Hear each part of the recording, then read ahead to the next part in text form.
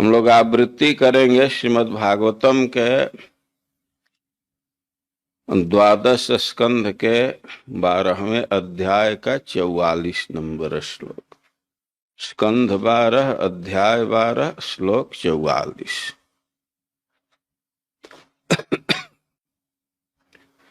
ओम नमो भगवते वासुदेवाय।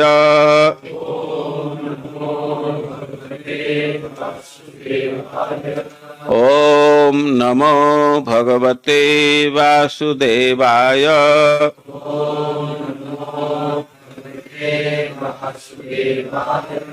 ओम नमो भगवते वासुदेवाय।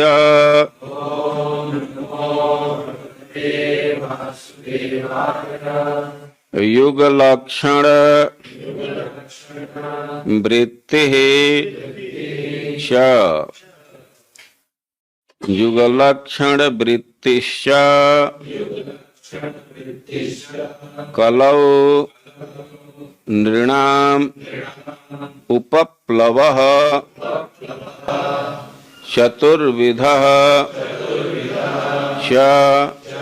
चतुर्विधश्च प्रलय उत्पत्ति त्रिविधा तथा युगलक्षण वृत्तिश्च कलौ नृणाम् उपप्लवः चतुर्विधश्च प्रलयः उत्पत्तिस्त्रिविधास्तथा युगलक्षण वृत्तिश्च कलौ नृणाम् उपप्लवः चतुर्विधश्च प्रलयः उत्पत्तिस्त्रिविधास्तथा युग विभिन्न युगों के लक्षण वृत्ति तथा संगत कार्य च भी कलौ वर्तमान कलियुग में नृणाम मनुष्यों के उपप्लवः पूर्ण उत्पात चतुर्विध चार प्रकार की च तथा प्रलयः प्रलय की विधि उत्पत्ति सृष्टि त्रिविधा तीन प्रकार की तथा और अनुवाद। इस कृति में विभिन्न युगों में लोगों के लक्षण तथा आचरण, कलयुग में मनुष्यों के सम्मुख आने वाली अव्यवस्था, चार प्रकार के प्रलय तथा तीन प्रकार के सृष्टि का भी वर्णन हुआ है। जगत गुरु श्रील प्रभुपाद की।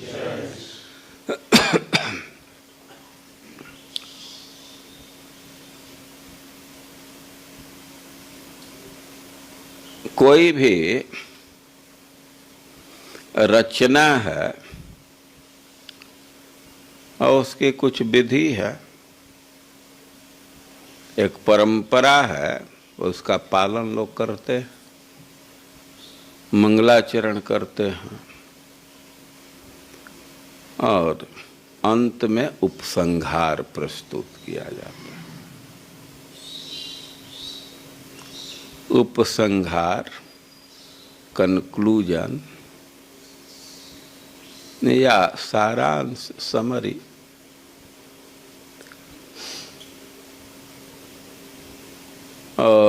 श्रीमद् भागवतम है बहुत क्षेत्र में आदर्श है। श्रीमद् भागवतम का जो मंगलाचरण है वही मॉडल है कृष्णदास कविराज गोस्वामी, उसी के आधार पर मंगलाचरण किए, ग्रंथ का उपसंहार किया गया।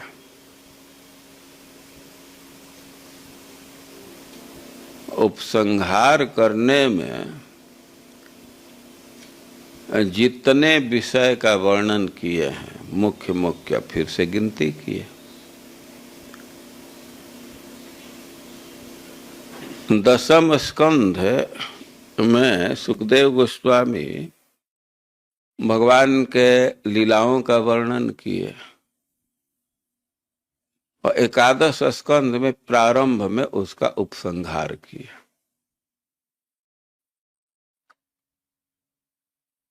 श्रीमद् भागवतम के 12 स्कंध के 12वें अध्याय में श्रीमद् भागवतम का उपसंहार दिया गया। क्या क्या विषय का वर्णन है, सब लिस्ट इकट्ठे मिल जाता है। अभी तो तुम कभी नहीं पढ़ा है ना पदना। हरि गोपाल, आप भाषण किए कि नहीं उस पर कभी? 13वें अध्याय पर तो भाषण चलता रहता है, उसमें अच्छा अच्छा खूब श्लोक है। तो यह जो श्लोक है, इसमें 12वें अध्याय के विषय को प्रारंभ कर रहे हैं। इसके पहले जो 43 तक श्लोक है, तो उसमें और स्कंधों का विवरण दिए। अभी 44वें श्लोक में 12 स्कंध के विषय को प्रारंभ कर रहे हैं। युगलक्षण वृत्तिश्च, दूसरे अध्याय में, तीसरे अध्याय में युग के विषय में वर्णन है। क्या लक्षण दिखता है, लोगों का व्यवहार क्या होता है, और खास करके कलौ निर्णाम उपप्लव। कलयुग में तो बिल्कुल व्यवहार ही बदल जाता है। धर्म के विरोध आचरण करने लगते हैं लोग, इसका भी वर्णन।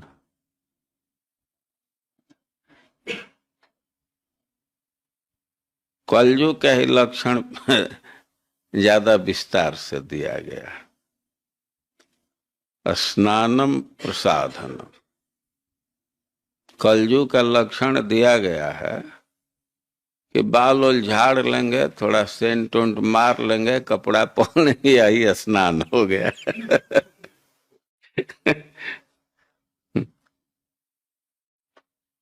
कई एक लक्षण दिया गया है, उधर तो हमें नहीं जाना है। चतुर्विधश्च प्रलय,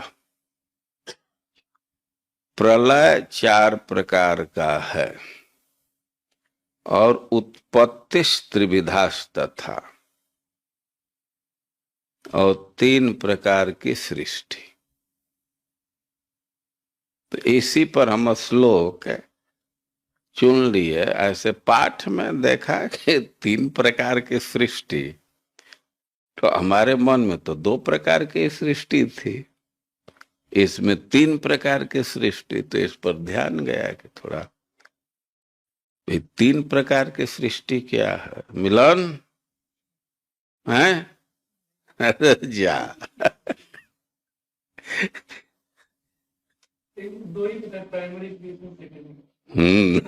ठीक है। इसी के लिए इस श्लोक को चुन लिया। चतुर्विधश्च प्रलय, 4 प्रकार का प्रलय। प्राकृत, आत्यांतिक, नैमित्तिक और नित्य। नित्य प्रलय, नैमित्तिक प्रलय, प्राकृत प्रलय और आत्यांतिक प्रलय। किसी किसी को। यह अभी नया ही है। हरिमोहन पढ़े हो 4 प्रकार का प्रलय? नहीं। प्रलय 4 प्रकार का। प्रलय का क्या अर्थ होता है?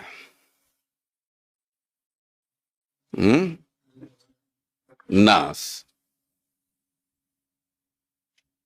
नाश के अर्थ में प्रलय का प्रयोग करते हैं।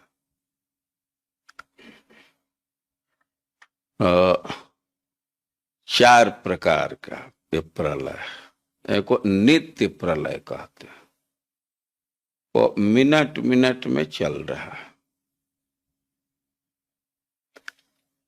जैसे जो फिजिक्स के विद्यार्थी हैं तो समझ सकते हैं, कोई बल्ब जला रहे हैं, दीपक जलाए तो एक ही किरण नहीं है ना, वो किरण निरंतर निकल रहा है, यही होता है ना।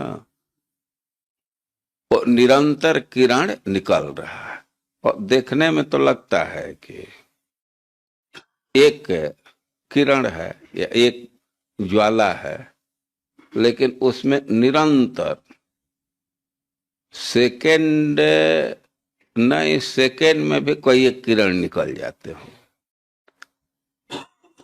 और नदी की धारा है, और सच्चाई यह है कि जिस पानी में प्रथम डुबकी लगाए तो उस पानी में दूसरा डुबकी नहीं लगाते, वो पानी तो बाहर आगे चल पड़ गया ना।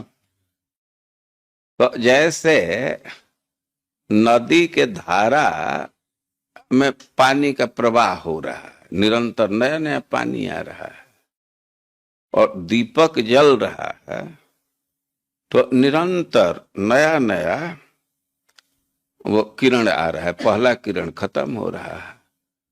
तो वही स्थिति शरीर में है। ये जो भगवान बोले हैं, ये कैसे तथा देहांतर प्राप्ति, उसके पहले देहिनोस्मिन् यथा देह कौमारम यौवनम जरा, यह तो माइल स्टोन है। यह जो परिवर्तन तो माइल स्टोन कहते हैं, एक अवस्था या पता चलता है। वो कार चलाते हैं तो 1 किलोमीटर और पत्थर आ जाता है, लेकिन उसके पहले भी कुछ है ना, उसकी गणना नहीं करते हैं। तो यह जो भगवान गिनती किए हैं कि देहिनोस्मिन् यथा देह कौमारम यौवनम जरा, कुमारावस्था है, युवावस्था है, बुढ़ापा अवस्था है, ये तो माइल स्टोन है। एकाएक कुमारावस्था से किशोरावस्था में नहीं चले जाते हैं ना। सच्चाई यह है कि प्रत्येक क्षण शरीर में परिवर्तन हो रहा है, और इसको मेडिकल वाले भी स्वीकार करते हैं कि नया नया उन्हें पुराने ऊतक को नष्ट हो रहा है, नया नया ऊतक बनता है, और इसको नित्य प्रलय। रोज व्यक्ति मर रहा है। एल्बम देखेंगे तब पता चलेगा कितनी मृत्यु हो गई। एडमिट कार्ड कभी कभी दिख जाता है हाई स्कूल का, तब लगता है कि वो तो शरीर मर ही गया ना।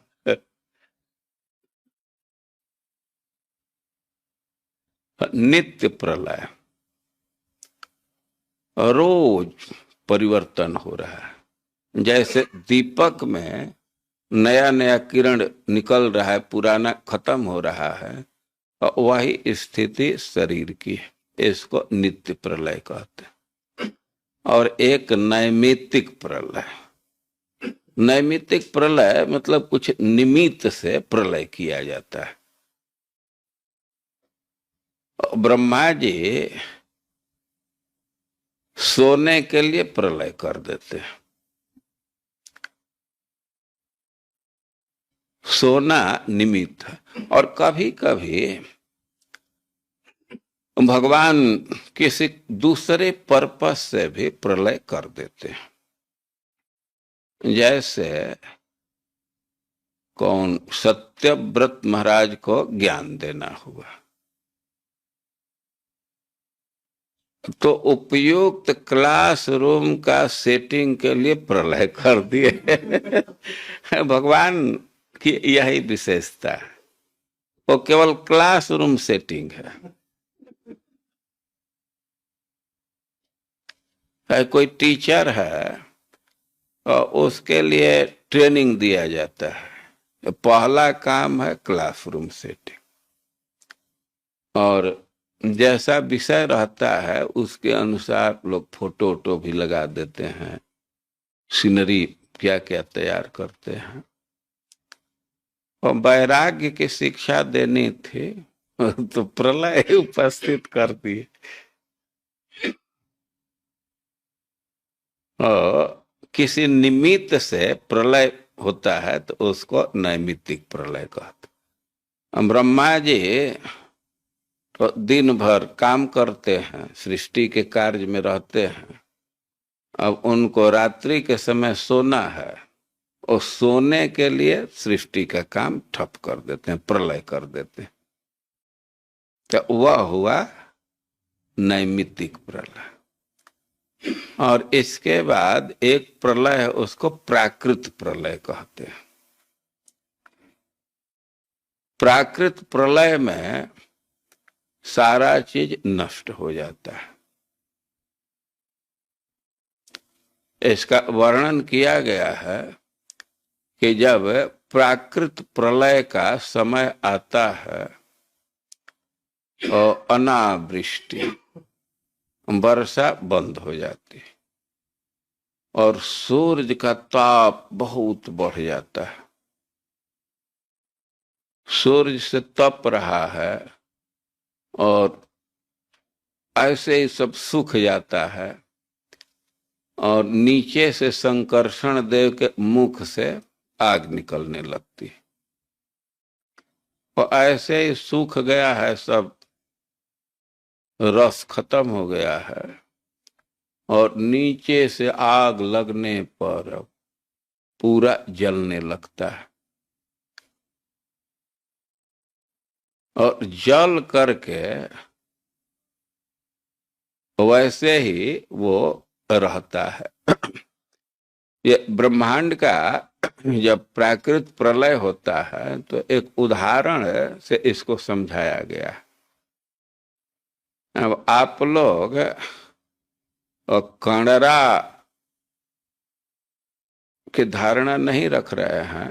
जैसे ये गाय का कोई बछड़ा है, कम उम्र का बछड़ा है, और प्राय उसका जो गोबर होता है बहुत कठोर होता है।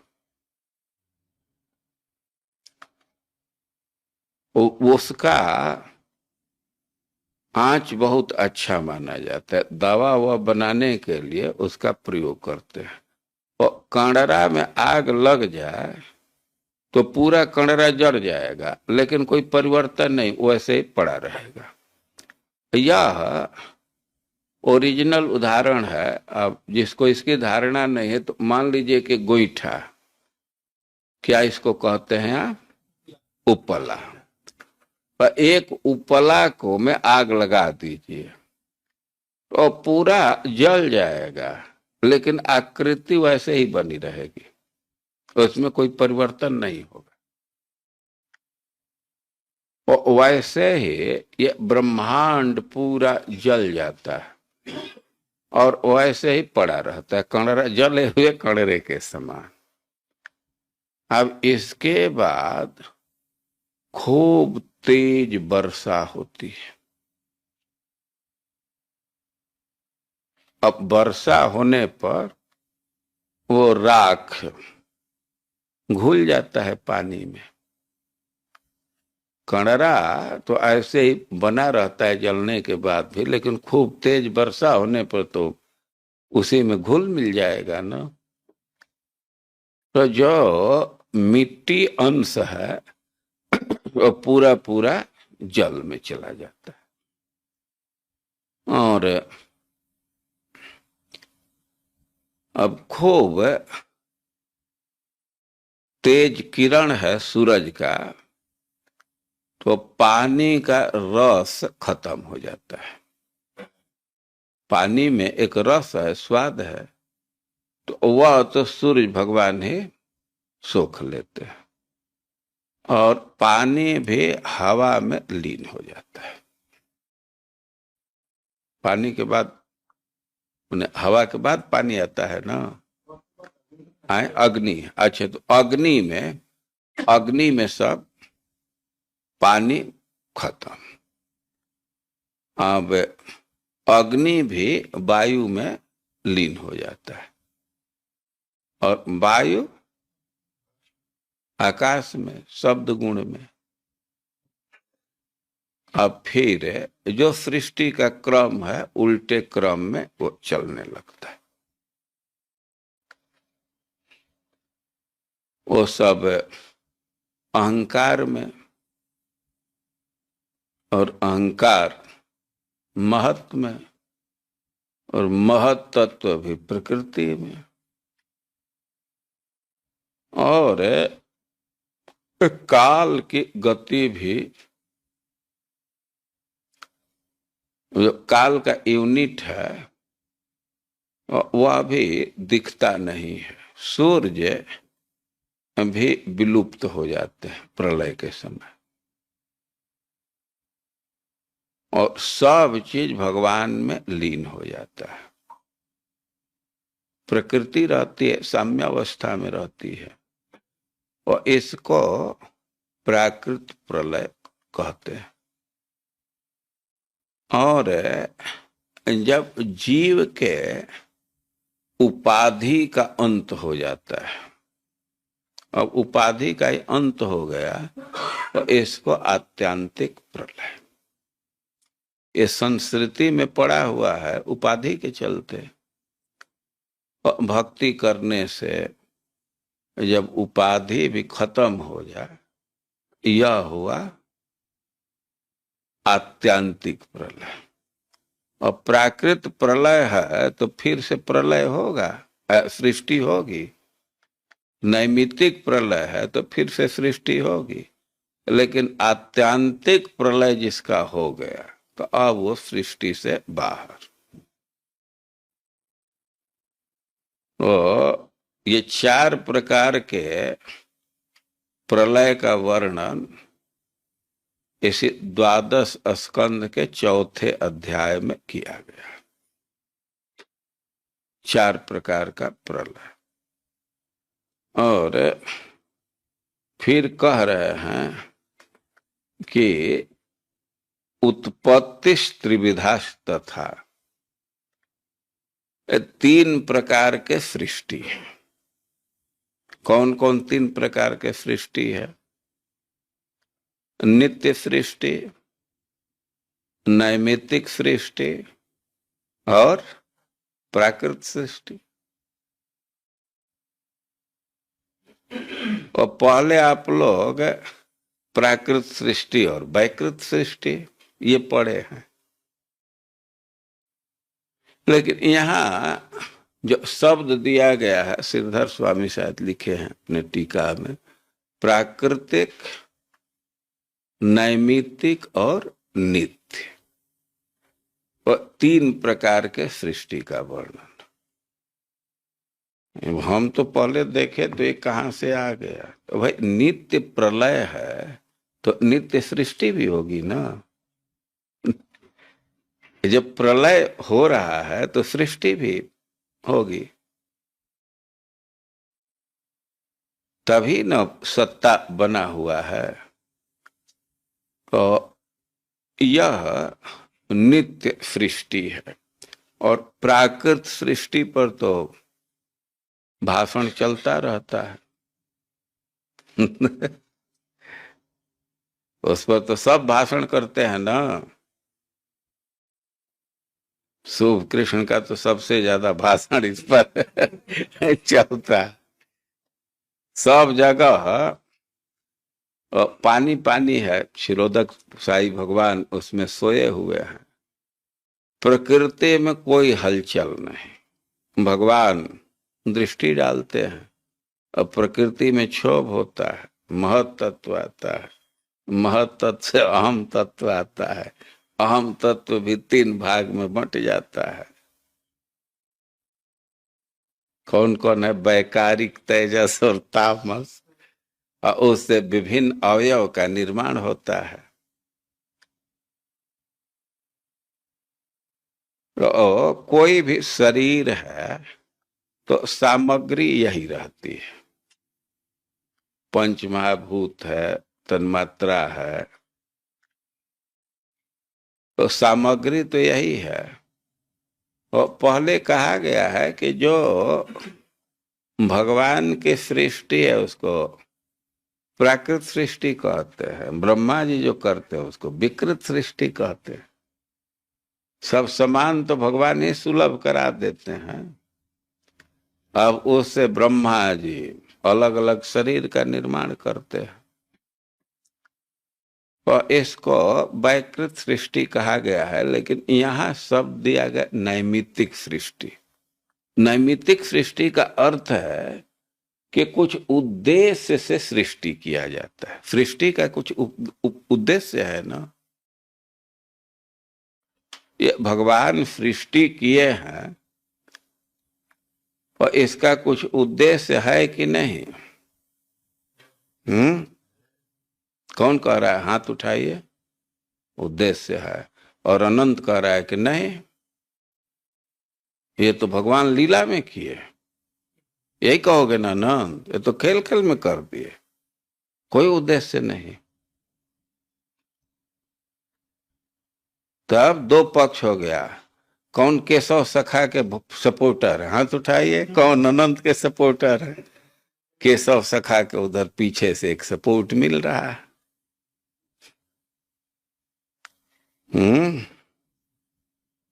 दोनों सही है। और दोनों सही। भागवत का शब्द है अनपेक्ष तदपेक्षया। ऐसे भगवान अनपेक्ष हैं, भगवान को सृष्टि की कोई जरूरत नहीं है। वो तो बच्चे जैसे खेल खेल में घर बनाते हैं, ढा देते हैं। भगवान की तो सृष्टि एक लीला है, उनका कोई उद्देश्य नहीं है। बच्चों को देखे हैं ना, वो मिट्टी जुटाते हैं और मिट्टी नहीं तो धूल से ही अपना पैर डाल करके उसी में घर बनाते हैं और इसके बाद लता लुती करके खत्म। तो भगवान तो सृष्टि ऐसे करते हैं, लेकिन फिर भी इसके पीछे एक उद्देश्य है जीवों के साइड से। ये सृष्टि जीवों के कर्म फल को भोगाने के लिए किया गया।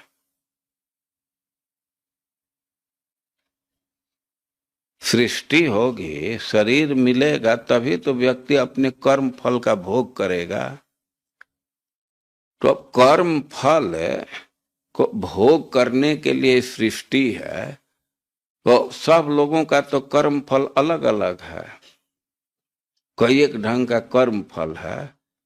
तो जिसको जैसा कर्म भोगना है, जो जिसको धर्म करना है, तो उसके अनुसार जो शरीर दिया जाता है, तो इसको नैमित्तिक सृष्टि कहा गया। निमित्त से धर्म के आचरण के लिए या कर्म फल के भोग के लिए। तो किसी को गाय का शरीर दे दिया गया, किसी को आदमी दिया गया, किसी को देवता दिया गया। तो कर्म फल के भोग के लिए या धर्म के आचरण के लिए, धर्म के अनुसार, धर्म को ध्यान में रह करके जो सृष्टि की जाती है, तो उसको नैमित्तिक सृष्टि, कर्म फल को भोगाने के लिए, धर्म के आचरण के लिए जो भिन्न भिन्न प्रकार के शरीर के निर्माण है, तो इसको नैमित्तिक सृष्टि कहा गया। और नित्य सृष्टि, शरीर रोज नष्ट हो रहा है, क्षण क्षण पर नष्ट हो रहा है, तो बन रहा है तब नहीं बना हुआ है, नहीं तो खत्म हो जाता है। नया नया शरीर बन जाता है ना, और इसको नित्य सृष्टि कहा गया। और उपसंहार करते हुए कह रहे हैं कि चतुर्विधश्च प्रलय और उत्पत्ति त्रिविधास्तथा। यह 12वें स्कंद के 4थे अध्याय का विषय वस्तु है। वो सबका गणना करके, उल्लेख करके, और उसमें जो सबसे महत्वपूर्ण चीज है उसका भी उल्लेख किए हैं। लेकिन हम लोगों के लिए चतुर्विधश्च प्रलय उत्पत्तिस् त्रिविधस्तथा। हरे कृष्णा।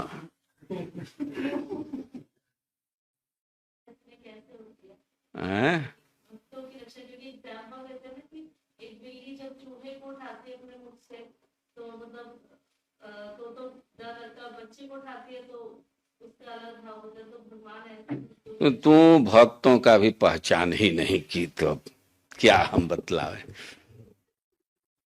भक्तों को पहचानना होता है ना। भक्तों के दृष्टि में तो सुख दुख कुछ है ही नहीं है। ये सुख दुख है कहीं, ये तो भावना पर आधारित है ना। और भगत पहले से तैयार रहते हैं उसके लिए।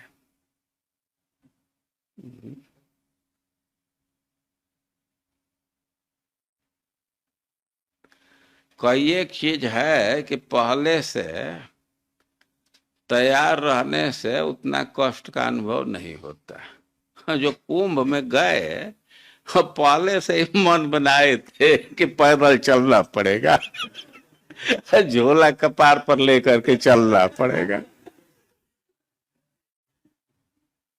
उनको बहुत कष्ट नहीं हुआ। ये कष्ट वष्ट घटना में नहीं है, मन में है। दुख सुख मन में है।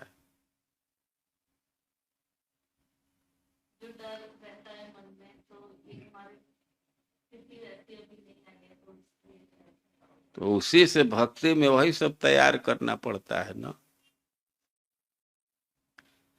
अब स्त्री जाति का हमें कोई डायरेक्ट अनुभव नहीं है,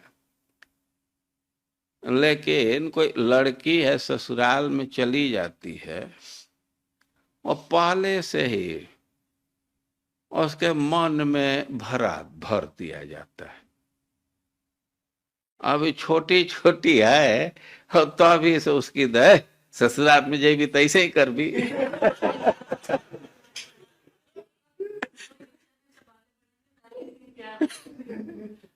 तो कभी कभी लोग बहुत प्रभावित हो जाते हैं। तो लड़की को एकदम नया जगह में, लेकिन वो मेंटली प्रिपेयर है। एडजस्टमेंट बहुत कठिन नहीं होता है। भगत लोग जानते हैं ना कि दुख सुख तो भावना का, ये सब वास्तविक चीज नहीं है। एक ही घटना से कोई कोई सुख अनुभव कर लेता है, कोई कोई दुख अनुभव करता है। घटना एक है, दो नहीं है। एक गेंदा बाउंड्री को पार किया, एक ग्रुप कितना भारी खुशी मनाएगा, और वही घटना किसी को शोक में डाल देगा। घटना तो एक है ना। कोई ग्रुप खुश हो रहा है, वो गेंदा एक बॉल बाउंड्री पार कर गया, लुढ़कते हुए पार किया, फिर भी कुछ उड़ करके पार किया गया, तब तो अब कितना खुशी है। और घटना एक ही है, लेकिन दोनों पक्ष पर उसका असर अलग अलग हो जाता है ना। तो घटना से सुख दुख मिलता तो दोनों को मिलता ना। तो यह सुख दुख वस्तुगत नहीं है, आत्मगत है। तो जीवात्मा और ये सबसे परे है, लेकिन भावनात्मक उपाधि में ग्रसित है कि सुख दुख होता है। भगत लोग तो सुख दुख के लिए तैयार रहते हैं, प्रार्थना करते हैं कि कर्म बस जितना हूं जन्म मिले उसमें हमको नहीं कोई इंटरफेयर करना है, लेकिन भक्तों का संग मिले, ये प्रार्थना की है।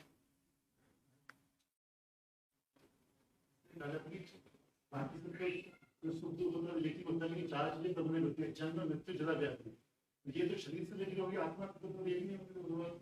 आए जन्म मृत्यु जरा व्याधि, जीवात्मा के लिए तो खाली शरीर की है, जीवात्मा के लिए तो वो भी कोई परमानेंट नहीं है।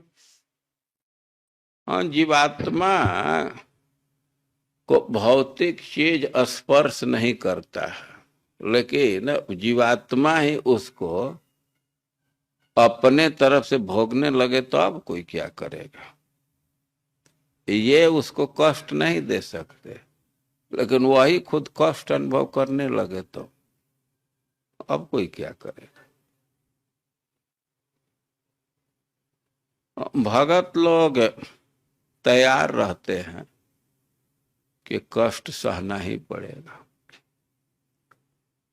भक्तों की भी मृत्यु होती है, यह प्रलय ही है ना, लेकिन अब वे तैयार रहते हैं कि शरीर को छोड़ना है, तो उतना कष्ट अनुभव नहीं करते। जो शरीर को पकड़ करके रखना चाहता है, शरीर छूटने लगता है तो उसको कष्ट होता है। जो छोड़ना ही चाह रहा है और कष्ट थोड़ा जरूर होता है, लेकिन फिर भी उसमें वह एक शांति ही महसूस करता है।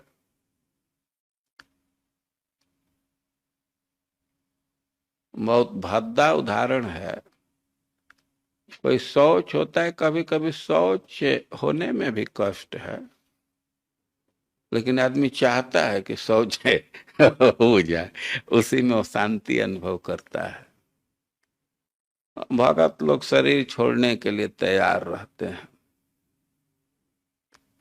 भगत की बात क्या है कि कितने दानी हैं कि अपने उसी भावना में शरीर त्यागने के लिए तैयार रहता है। जरासंध के बाद जरासंध के पास लोग गए तो विचार कर रहा है कि ये तो शरीर पतमान ही है, इसके फेरे में क्या रहना। दधीची ऋषि के पास लोग गए तो तेजंतम संतेजाम, हम ये शरीर तो हमको छोड़ेगा, इससे पहले हमें इसको छोड़ देते हैं। कोई घर पुराना हो गया है, अब गिरने वाला है, जर्जर है, तो पहले से ही मकान मालिक समझ रहा है कि अब गिरने वाला है, तो गिर भी जाता है तो उसको कष्ट नहीं होता है। भगत लोग की ऐसी चेतना होती है कि बहुत कष्ट अनुभव नहीं करते, अपना कर्म फल मान करके बल्कि प्रसन्न होते, हमारा कर्म फल खत्म हुआ। भक्तों की चेतना ऐसी होती है कि वो बहुत कष्ट नहीं होता।